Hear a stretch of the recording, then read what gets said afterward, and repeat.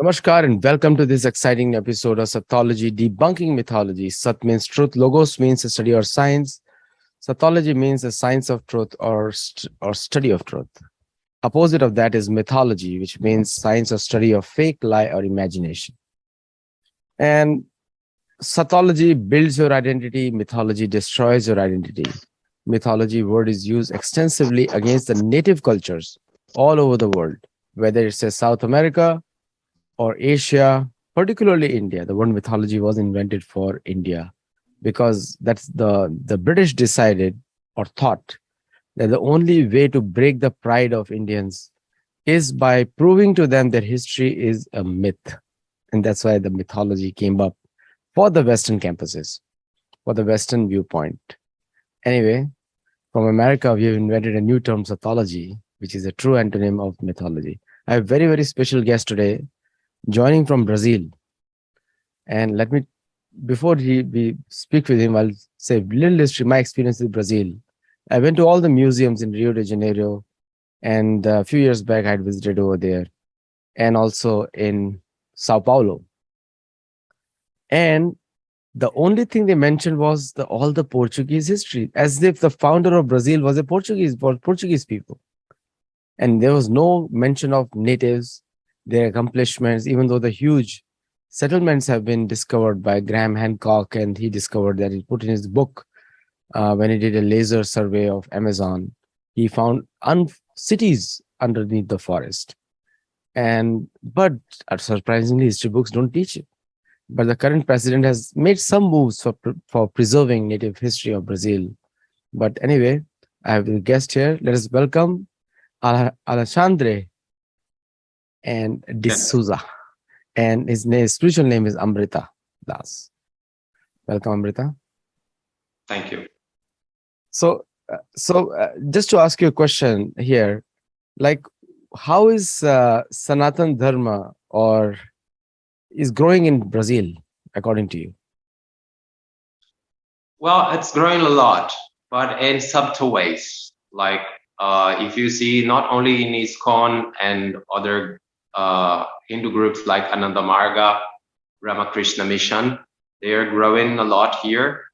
But also you can see like some influences through yoga and Ayurveda. And more deep than that, even the concepts like karma and reincarnation became popular even among some Christians.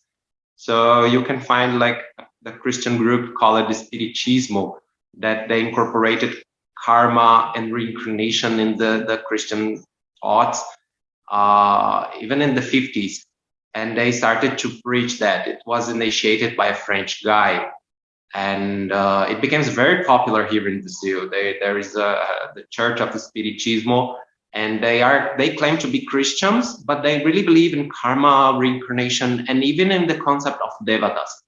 So it's increasing the influence of the Bharatiya heritage, Sanatana Dharma heritage in Brazil, even in in veiled forms, like in half Hindu, half Christians. Like you see, even Ayurveda, it's been accepted in our health system. So they recognize yoga and Ayurveda as a health treatment, and they give it for free in the hospitals in Brazil.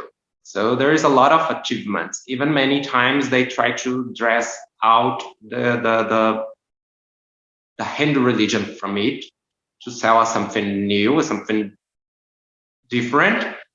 But we can see that clear influence of the Hindu heritage in Brazil through karma, reincarnation, Ayurveda, yoga, and of course Hare Krishna movement and other yoga schools. There was a like during the COVID period and for the drugs, President Bolsonaro made a tweet on Hanuman, like Hanuman tweet, as if the Hanuman, just like the Hanuman saved Lakshman's life. He was the Sanjeevani Booty is saving from India, is saving Brazilians' life. And at that time, the American USA was not sending any medicines to any other country other than themselves, other than they're not exporting. And so the India came to the rescue. Now, do you think the because of the Catholic Church is so strong over there, and the history of Catholic Church, you know better than me, that the history of natives is completely wiped out. So, do you think that the Brazilians built a better view of India or more friendlier towards India, or no? In the present government, you mean? Yes.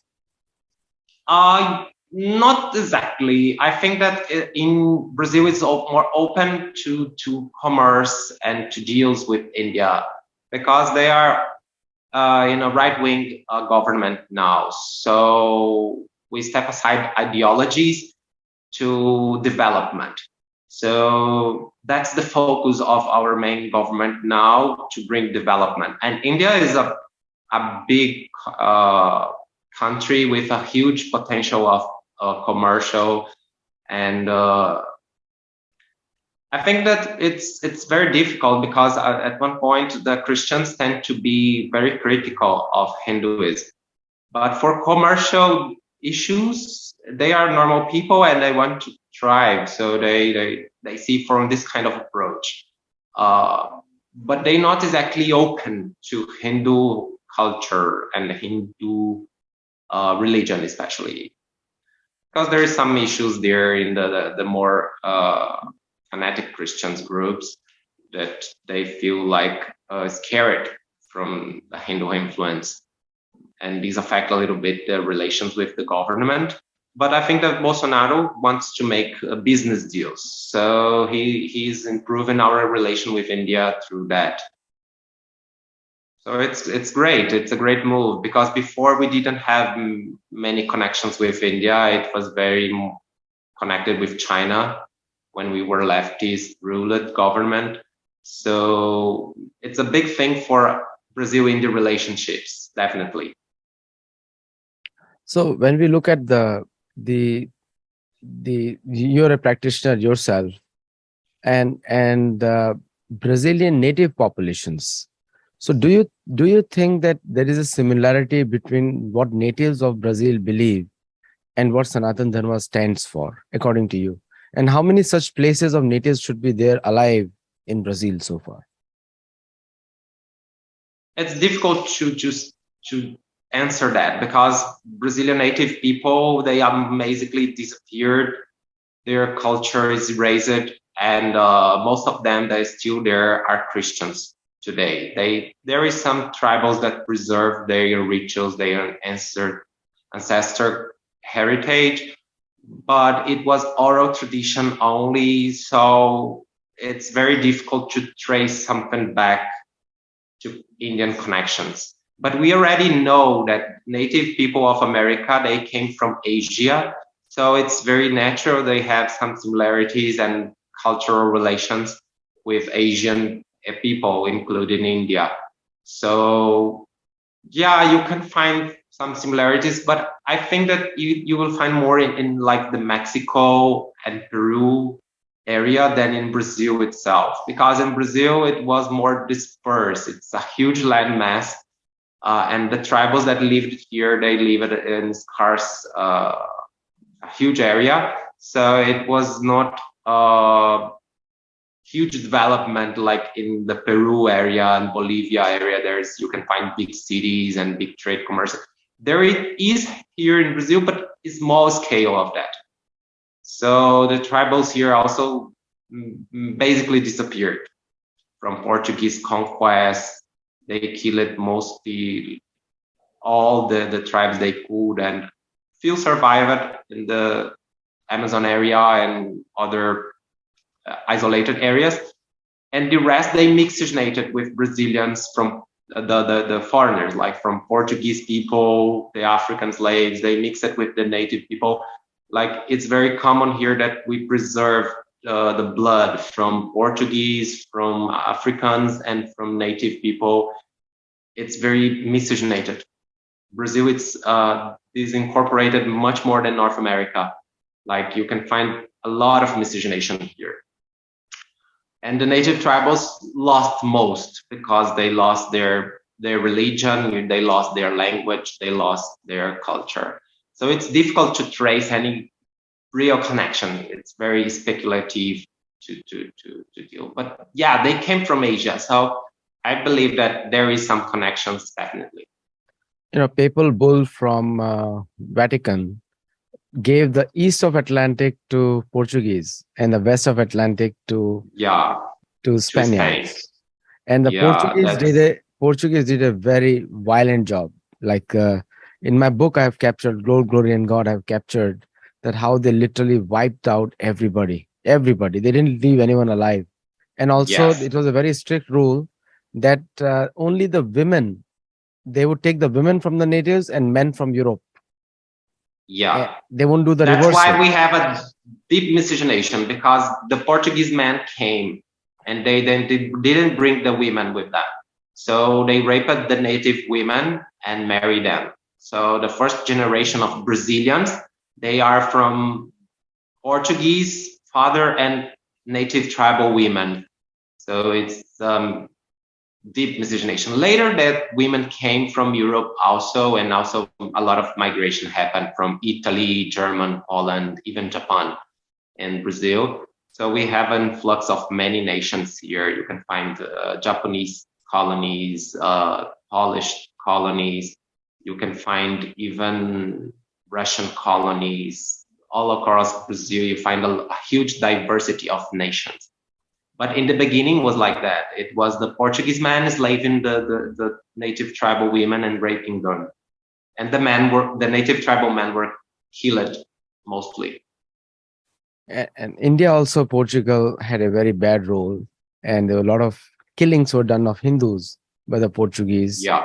Many in Goa, especially in Goa, where the temples were raised down and churches built on top of it, and then Yeah, gradually.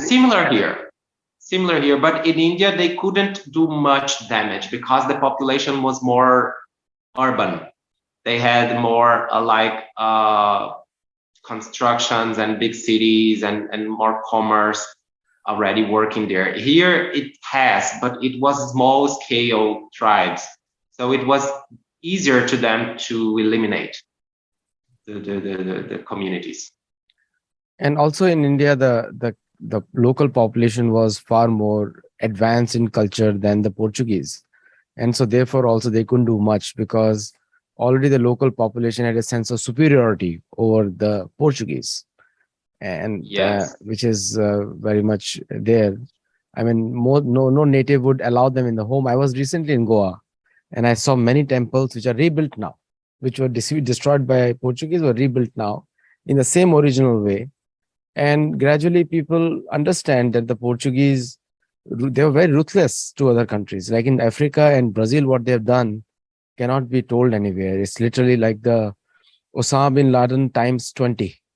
Osama bin Laden was very mild in front of them, very mild. Yeah, there's huge atrocities they did. Huge atrocities. Mass murder.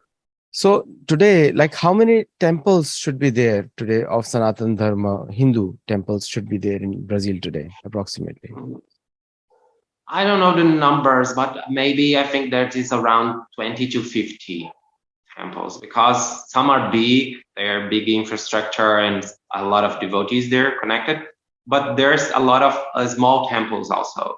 So I think it will be around 20 to 50, mostly from ISKCON, the Vaishnava movement, but not only from that. You can find other Vaishnava groups that are very popular and growing here, like the Gaudiya Math and Vrinda Mission. And you can also find like many Shaiva groups, like the Ananda Marga and Ramakrishna Mission being the most popular, but also you can find many kinds of Shaiva and Shakta groups also, even smaller. Like the Vaishnava is the biggest group. Most of the temples are Vaishnavas. Yeah. I mean, so in terms of concentration, like I know there are some stories of some of these groups going to Amazon and trying to rediscover. And like I was referring to the Graham Hancock's research, even though I don't agree with him. I don't agree with him because he's again bringing the European perspective. It's not the native perspective. So in his European perspective, he has discovered through the laser mapping many large townships under the Amazon forest, huge townships.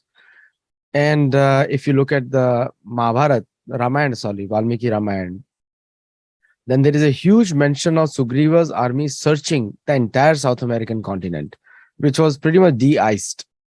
Uh, North America was a thick layer of ice, so beyond a certain level you could not go. But South America had a huge layer of de-icing, so a lot of uh, caves were there. And so, do you think still see a huge caves in Brazil, like gold mines and huge caves still there? This brings also the myth that we have here about the Agave Spawn. In Rio de Janeiro, there is a big mountain called Gavia Stone. And in this stone, there is secret tunnels and secret strange rock formations that resemble like a statue. It's like resemble like a huge statue that was sculpted in stone, and some portals that it's man-made. You can see that is man-made portal. So the native tribals that live there, they believe that there is tunnel connections from the inner parts of the earth, and there live some mystical creatures that they see that there is a civilization of different people that lives underground. And some devotees here from ISKCON and other Vaishnava groups, they believe that this Agave stone is part of the Mahiravana capital described in Ramayana, because there is some Phoenician inscriptions there that they believe that it's man-made. Some archaeologists deny it. They claim that it's not, it's natural, but it's very strange because you can clearly see not only the sculpture of the stone, but also you can see the Phoenician scripts wrote in the stone. So it's controversial because it's not proven and brings out a lot of speculation about. But yeah, there is a lot of stories like that of connection of the native tribal people with different countries, different old civilizations that live there. Unfortunately, most of it was destroyed. So it's difficult to really get the facts. But I visit Agave Stone, and it's definitely a weird place. It's definitely a phenomenon there because you can see a portal sculpted in the stone. It's man-made, definitely. And it's closed from inside, so you can't enter in the tunnel. There is a small tunnel in the other side because there is a huge stone there, and there's a ear of this stone that you can enter. It's like a tunnel also, but it's not much deep. The deeper part, it was closed. It's said that when the Portuguese came to Rio de Janeiro, the native tribals entered these tunnels and disappeared. So there is some civilization there, and they hide it in these caves. But today, these caves are closed from inside, so we can't really enter there. And if you knock the stone, you see that it's make noise that is not complete the stone, that is some vacuum inside. So it's a secret, it's a mystery. We can only speculate. In Ramayana and Mahabharata, they describes about connections with worldwide. So people think that maybe it's the capital of Mahiravana, Patalaloka. Many devotees believe on that.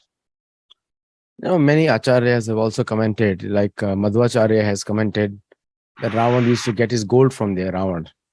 And gold from there, and the deep mines in Brazil, which are gold mines, they're still there. I think the gold is one of the major exports from there, and it's one of the largest countries in South America. Largest,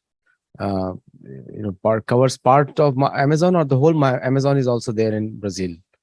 It's a part of not whole, but the biggest part. The biggest part you have, right?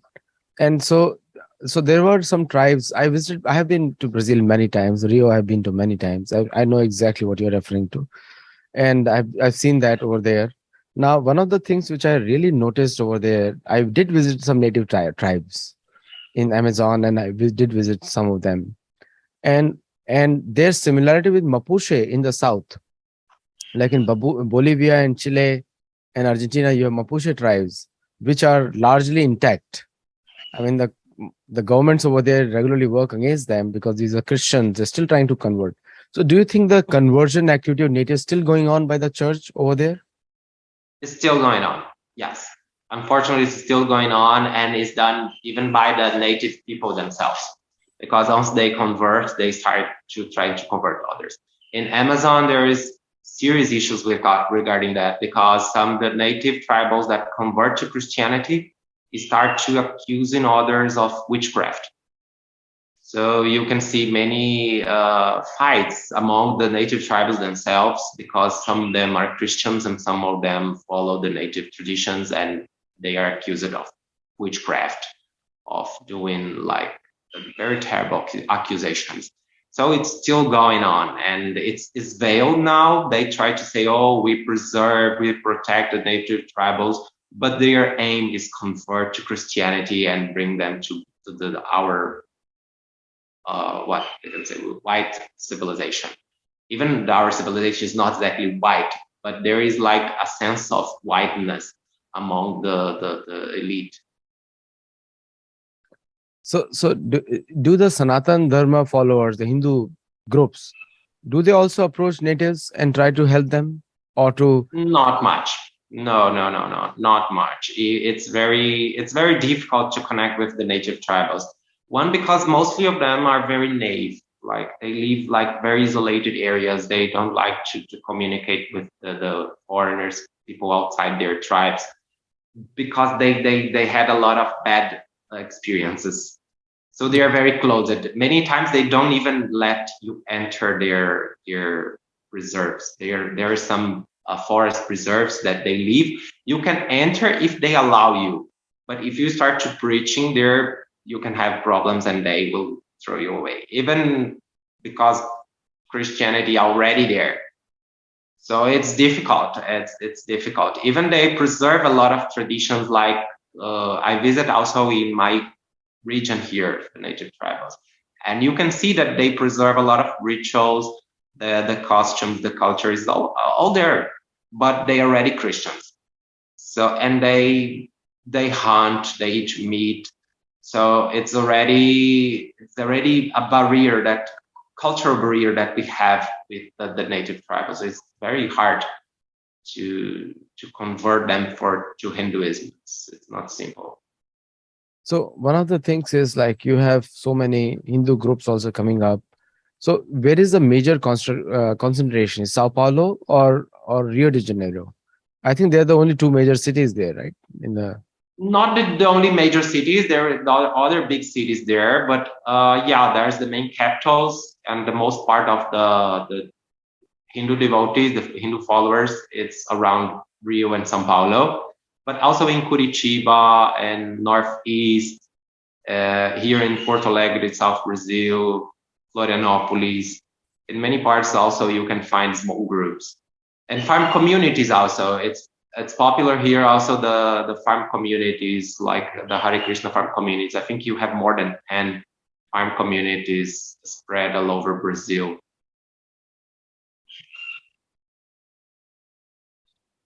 one of the news items had come that the Hare Krishnas are the official recognized religion also in Brazil now. Is it true or not? Yeah, I think it's true. The ISKCON made a huge movement to get the acceptances from the government also in the census. So in the census, we can answer Hare Krishna and Hindu as option. And that is a good thing. That's a good beginning, isn't it? Now, I think so. Is there any plans by? Do you have any unified council of Hindus in Brazil, like so that they can work together? All of them work together. And my biggest concern personally has always been to preserve the native cultures. I don't know why, but somehow we think that everyone was searching for India, and while searching for India, they colonized all these lands. They were all looking for India for the spice trade. Yes. It is a responsibility of Indians also to contribute something. So my contribution has been a book, and so far, and would like to see how the United Hindus in Brazil can help the native population and preserve the native culture and languages, which are probably lost now. Because I think the only way a country grows is when the natives rise. Like in India, the natives are in power. The people who are born in India, culturally they're Indian, like a Hindu population are the natives of India. So their culture is native, their language is native, and their religion is native, and that's how India is growing, Japan is growing, China is growing because they are all native populations. But in Brazil and entire South America, a European power is colonizing them till date. Yeah. And through faith, I mean, they use Roman Catholic Church as a faith-based government. It's not a religion; it's a government. So what can you do as a United Hindu Council, or what needs to be done there? Well, I think there's something that the native, the Brazilians that convert to Hinduism don't really do, because they appreciate the native tribals people, they like it, but they feel more attracted towards India. And not exactly they feel the same are connected. Even here in Brazil now is very popular the shamanistic groups.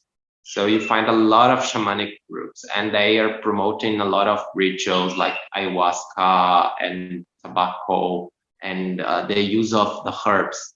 They use like plants, our plants that they call like the ayahuasca is the most popular, the Santo Daime.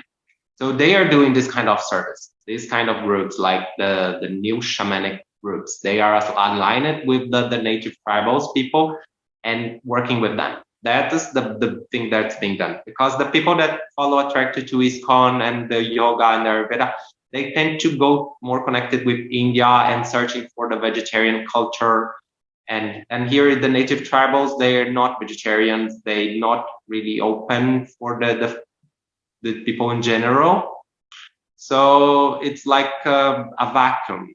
Like it's difficult. Like nowadays, I work close to Seva International, and they made a donation here for a native tribal in Bahia, in northeast Brazil. It's a big donation because their tribal there, they suffered a lot of rains and destroyed many houses there. So they sent relief. So I was part of this team to connect the Seva International team with the Bolivia team, because there's Seva Bolivia, Colombia, sorry, Seva Colombia. They find this tribal that they needed help, and the Seva International sent the help. I was going to go there visit, but it was very expensive. Those times the airplane I couldn't come. But yeah, there is some trying small groups trying to approach the native tribals, but mostly are the shamanic groups. From the ISKCON, I don't see many movements towards the native people here. I think that there is a huge concern from the Hindus, from Indian Hindus.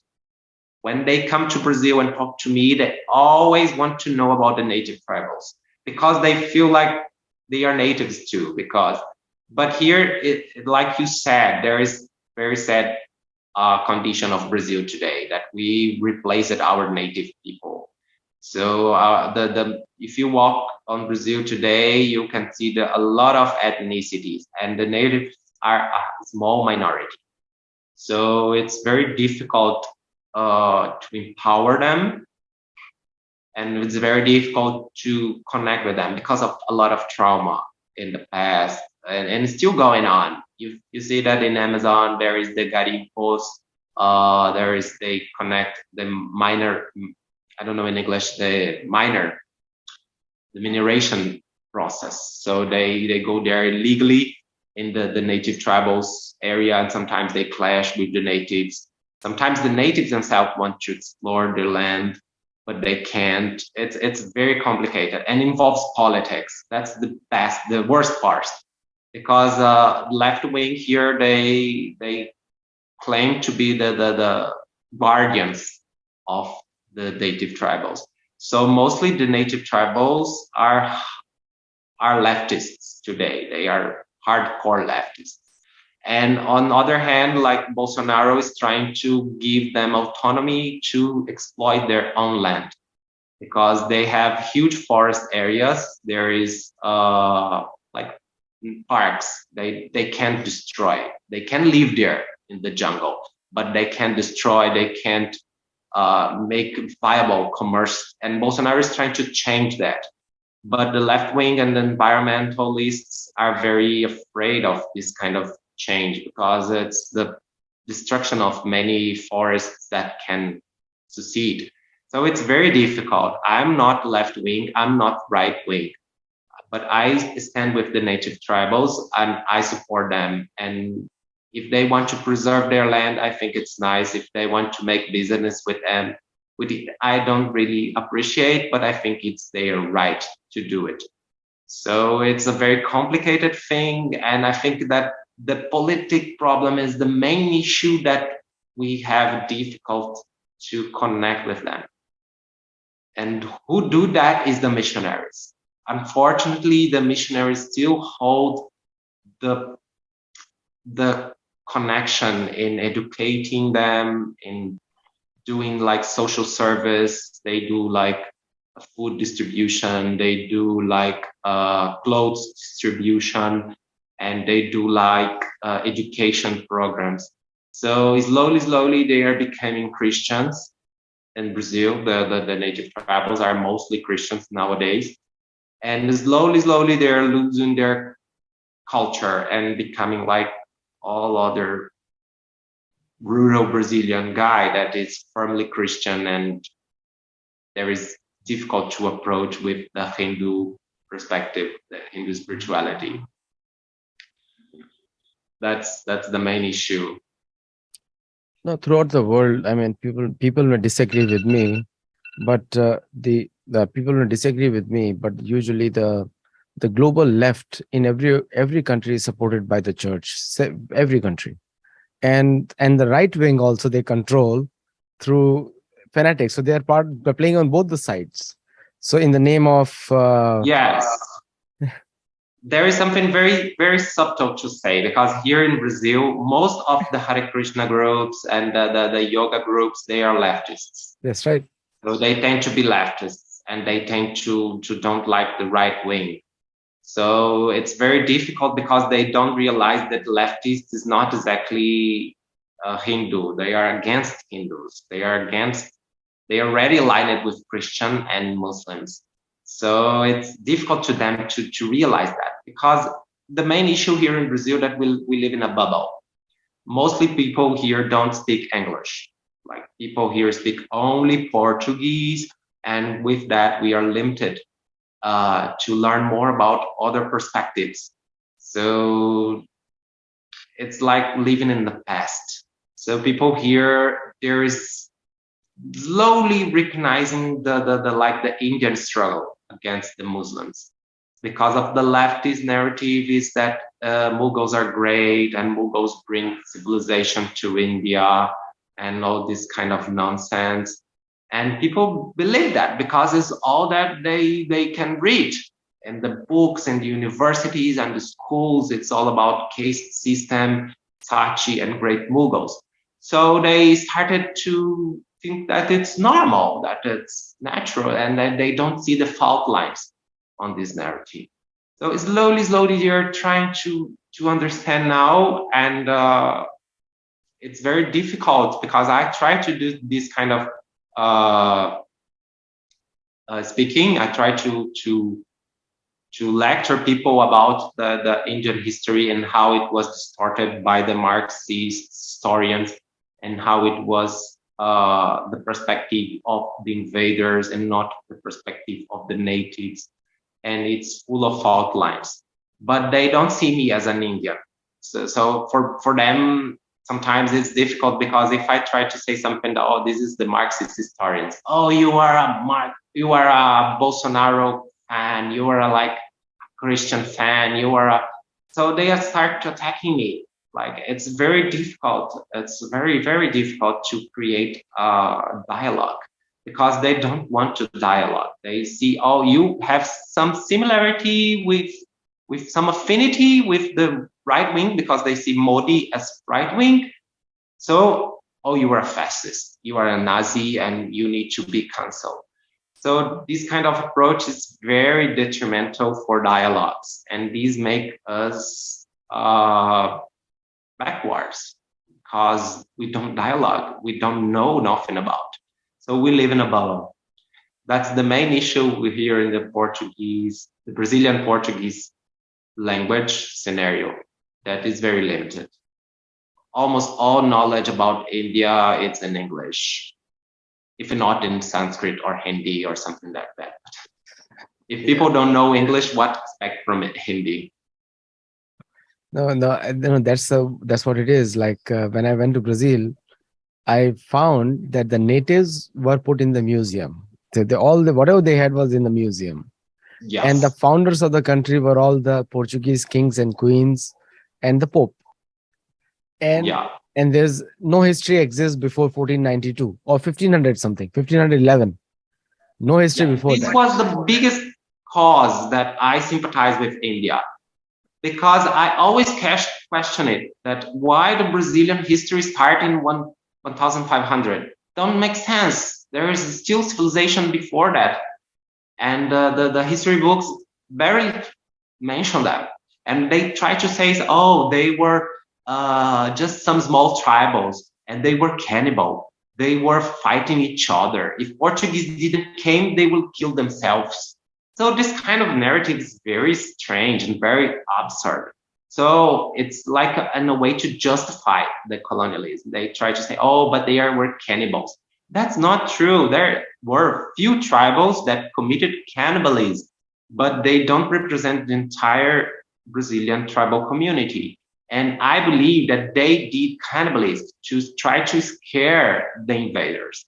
It was the extreme that they were put in the war, that they tried to scare their opponents, and they used cannibalism to that. And it works because many cannibalist tribals areas remain forests longest time, like it was preserved better. But later the Portuguese conquered them too and eliminated all of them. So it's very strange, this narrative that claims that the natives are the bad guys and the invaders that made mass murder and genocide are the found fathers. I never accepted that. And these make me see Indian history in different lands, because I started to read about Indian history and everything is Mughal, Mughal, Mughal, Mughal, Mughal. It's all about Mughal. So you rarely find some mentions about the native kings, about the native history. It's only in the epics. So when I started to read the epics and the history books, I see a very huge difference in the perspective. And then I started to search for different authors. And then I met Rajiv Malhotra. Your channel also contributed to this awareness, and many other scholars from Subhash Khat and Conrad Elst. And I'm a big fan of the Hindu revival that is happening nowadays in India and in the academia. Meenakshi Jain, many authors that I read, I try to follow to realize the fault lines in the colonial narrative, and try to pose this kind of narratives with the native traditions.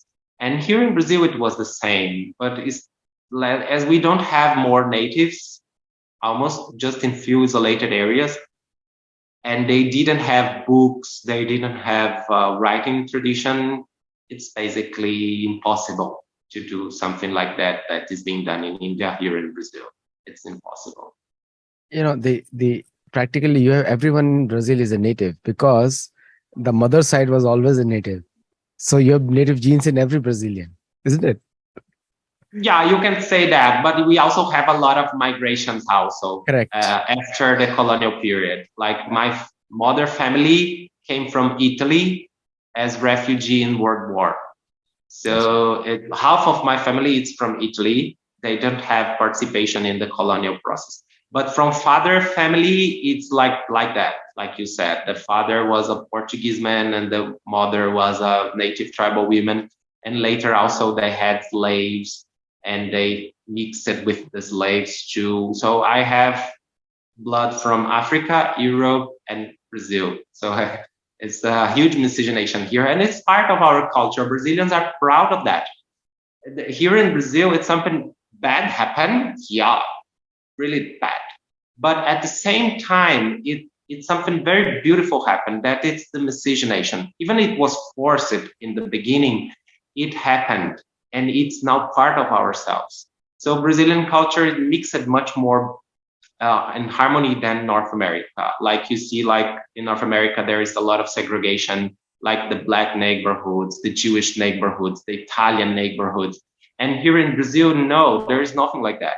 You can go to any neighborhood and you will find people living together from different ethnicities and marrying together and having children together.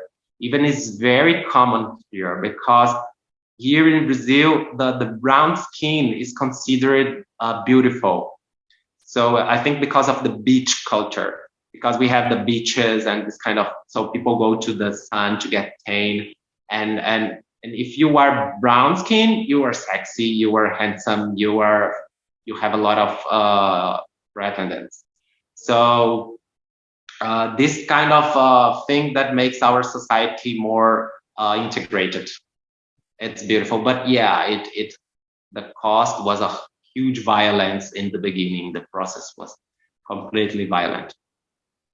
No, in USA, you're right. The segregation is there, and also there is a just a namesake services done to preserve the Native American history. Most of the American politicians on both sides of the aisle have worked against the Native Americans, both sides. Like whether it's the Republicans or Democrats, they both have worked against the Native Same Americans. here. Same here. The right wing and left wing, none care for tribals. India is the only country where now they're going to have the president from the native Indian tribe. Yeah. So Draupadi Murmu. that's right. That's right. And she's going to be the president from the native side, which is a, I mean, I welcome that a lot because this is the first time India is showing the world again that not only the women can become prime minister, but a president can be from a tribal background. And That's amazing. and she's very qualified also. She's very, very qualified lady. The one last question I have is, if I were to give you an option that how we can introduce like the, because believe that the most of the shamanistic cultures, they have a lot of chanting involved, chanting of their own prayers. Yeah. In America they call it sweat lodges, and something like that will be there in Brazil also, because the where people chant together. In America, sweat lodges are banned, by the way. It's banned by the government, which is a critical Native American ritual for spiritual growth, but that is banned even today. That's and completely insane. so what can be done in Brazil?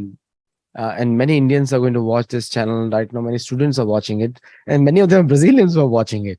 So, which is Brazilian Americans who are watching it. So now when we talk about the what can be done to increase yoga or the chanting of Om, which is very popular in Brazil. I know that Hare Krishna is also very popular. What can be done more so that it can become mainstream, more mainstream?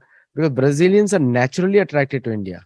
I've never seen in South American countries, all of them, Brazilians are the Yeah. maximum attracted to India, maximum. So what Yeah. do you think? I think it's a natural process. Like as you said, the Brazilians are feeling attracted to India. It's a weird phenomenon, because in the Brazilian embassy, they receive like dozens of wedding proposals daily from Indian guys with Brazilian women. So there is happened a lot, but there is difficult because most of these women, they married Indian guys and they convert them to Christianity, and they became like half Christians, half Hindu. They say namaste and these kind of things. They wear bindi and even so, but they are basically Christianizing their husbands, and it happens a lot. It happens a lot. So it's two-way rounds. It's difficult because the Hindu is very soft. Hindus tend to be very adaptive. They tend to be, okay, you're a Christian, I respect that, and that's amazing, and they don't create troubles. But the Christians tend to create, no, my son, my daughter will be Christian only. And they have this kind of approach many times. And That's very sad. On the other hand, they have the Brazilians that convert to Hinduism, mostly from ISKCON, Gaudiya Math, and other kinds of Hindu traditions. But they tend to be like not dressing the Hindu shirt. Like they tend to be, no, I'm not Hindu. I'm from ISKCON only. I'm Gaudiya, Vaishnava. I'm not Hindu. So they try to disidentify themselves with the mainstream Hindu culture to avoid the criticism. Because the moment he says that, oh, we are Hindu, there is caste system critics, there's a lot of bad propaganda throwing out of them. So they try to avoid this kind of stereotype that, no, we are not Hindus, we are Vaishnavas or we are Shaivas or something like that. And in this sense, they become weak and they focus only on spirituality. That is nice. I'm not against it, but they tend to be blind to these kind of things that it's important to cover up, to reveal. It's important that we can see that this imposition of faith, because they try to act like secular. It was like Indian Hindus before Modi, like in the 90s. Oh, we are secular. We love Christians. We love Muslims, and we are all everybody. We are equal. And they don't see that they are not loved. They are not welcome. They are not accepted in the mainstream society. But to become a little acceptances, they embrace the hegemony power. And in doing this, they become weak and they become more irrelevant. So I think it's difficult because these divisions, mainly the native people, they live in bubbles, and the Hindu groups also live in bubbles. So the ISKCON groups, they don't mix with the Gaudiya Math groups, and the Gaudiya Math groups don't mix with the Shaiva groups, and the Shaiva groups don't mix with that, and everything lives in separate bubbles, and they don't see the reality apart from that bubble. And that's the main difficult thing, I think, in creating this awareness, because it's a worldwide movement. It's not only in India that Hindus are reviving their culture, but the native tribals worldwide are connecting with its roots. And these are amazing and important step to be done. But we also need to be aware of our unity and our global influence. And if we only see our differences, we will become alone and small in front of these big ideologies like Christianity, Islam, and Marxism. No, great analysis and great points, Amrita. And the for the viewers also, it is very essential that just like the private businesses in the US, they fund their religion, and generally in and the it's important for the growing Indian businesses to also fund their religious organizations. Sattology is a religious corporation. It's not a profit-making corporation. It is a religious corporation, Hindu religious corporation, Sattology is. And if Hindus, businessmen support their, see, the thing is, the way the Roman Catholicism expanded is that they use the private money to build large churches, and that's how they converted large amounts. It was not done by the government. It was not done by anyone. It was done by the private businesses. And most of the Indian businesses, being a third largest economy on PPP side, India is the third largest economy in the world. If the private businesses start getting into this field, not only they will get the foothold in the business also in the local areas, but also they will also help in spreading their own culture, which actually brings peace in the world. Like the Sanatana Dharma actually brings peace in the world because it is not a communal religion. Like it's not that it doesn't create a community. Like every human being becomes more independent, more empowered in Sanatana Dharma. He can think through his own brains. I think the time is needed. Time has come to initiate such kind of work. And so thank you, Amrita, for coming on the show today. And it's been planned for a long time. We've been discussing for a long time, but somehow it didn't happen. But now we will initiate that. Thank you all the viewers for watching. Do comment on the video. Let me know your feedback, and also share it widely, because we need to spread. Brazil is the largest country in South America in terms of land, and it is also a good trading partner of India. And many of you know BRICS. India, Brazil are partners in BRICS as well. So thank you all for very much, and namaste, and have a wonderful evening or day. Namaste.